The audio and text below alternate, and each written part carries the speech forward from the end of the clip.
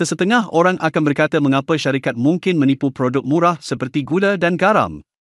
Secara ringkas, kerana gula dan garam adalah produk yang digunakan oleh semua orang setiap hari, permintaan tinggi terhadap mereka menjadikan mereka sasaran biasa untuk penipuan. Kami akan mulakan dengan kaedah dan cara penipuan gula di kilang, tetapi sebelum itu, mari kita tonton sebentar bagaimana gula asli dihasilkan.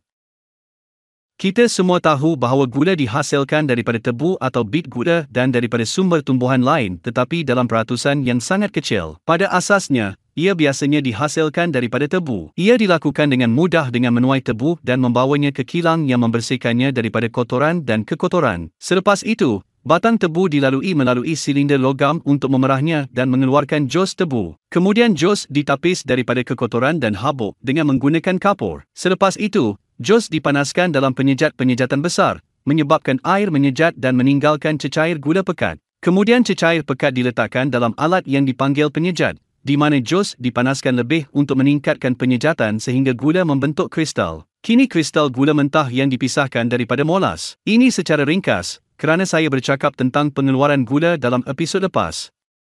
Jadi, beginilah gula asli dihasilkan, tetapi mari kita tonton sekarang bagaimana ia ditipu di kilang. Antara kaedah penipuan utama dalam gula ialah menambah kapur kepadanya untuk meningkatkan beratnya. Dan kadang-kadang tujuan menyembur gula dengan serbuk kapur adalah untuk menjadikannya lebih putih. Dan kita tahu kapur adalah batu enapan lembut dengan butiran halus, dan ia sama yang biasanya digunakan untuk menulis di papan hitam sekolah. Dalam kaedah ini, kapur dikisar kepada serbuk hampir halus dan dicampur dengan gula. Kapur tidak banyak menjejaskan rasa tetapi menambah berat dan warna kepada produk. Dan kapur dalam gula boleh dikesan melalui ujian rumah mudah seperti yang dinyatakan oleh Agensi Piawaian dan Keselamatan Makanan India, (FSI).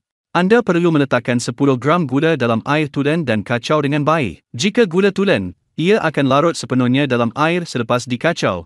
Ia mungkin mengambil beberapa saat atau minit, dan ini berbeza mengikut suhu air. Tetapi secara amnya gula asli akan hilang sepenuhnya dalam air. Tetapi jika ia ditipu dengan kapur, anda akan perhatikan terdapat zarah atau mendakan yang tidak larut dalam air, kerana kapur tidak larut dengan mudah. Beberapa butiran akan kekal jelas, menunjukkan kehadiran bahan tidak larut. Juga, jika serbuk putih muncul pada permukaan air, ini menunjukkan bahawa gula dicampur dengan kapur. Gula kisar atau butiran gula ditipu dengan menambah kanji kepadanya, seperti yang dinyatakan dalam panduan kaedah penipuan komersial. Gula dicampur dengan kanji untuk meningkatkan berat dan isi padu, dan kanji dalam gula boleh dikesan dengan ujian yang sama seperti sebelumnya. Jika gula ditipu dengan kanji, anda akan perhatikan terdapat warna putih yang muncul dalam air.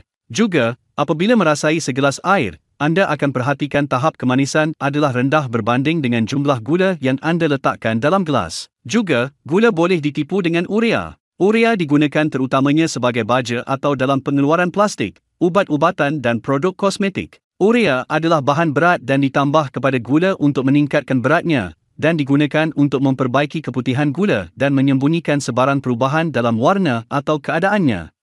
Dan kehadiran urea dalam gula boleh disahkan melalui ujian ini. Tambah 1 sudu gula ke dalam segelas air dan kacau dengan baik, dan tunggu sehingga gula larut sepenuhnya. Jika anda menghidu gelas air sekarang, tiada bau akan muncul untuk gula yang baik, tetapi gula yang ditipu akan mempunyai bau amonia, iaitu bau yang tidak menyenangkan menyerupai bau air kencing atau ikan busuk.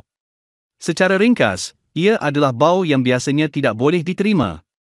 Sesetengah syarikat mungkin menambah pemanis buatan kepada gula untuk meningkatkan kemanisannya, dan pemanis buatan dalam gula boleh dikesan dengan cara pemeriksaan yang sama, iaitu melalui bau.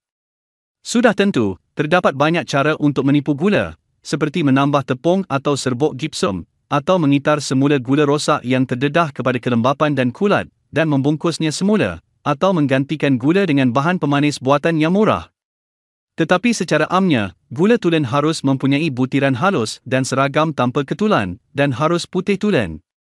Gula tulen mempunyai rasa manis semula jadi dan tidak meninggalkan rasa pelik, atau kepahitan, atau sebarang bau busuk. Sebarang zarah tidak semula jadi yang kekal dalam air, atau jika warna air berubah atau menjadi keruh, maka gula itu ditipu.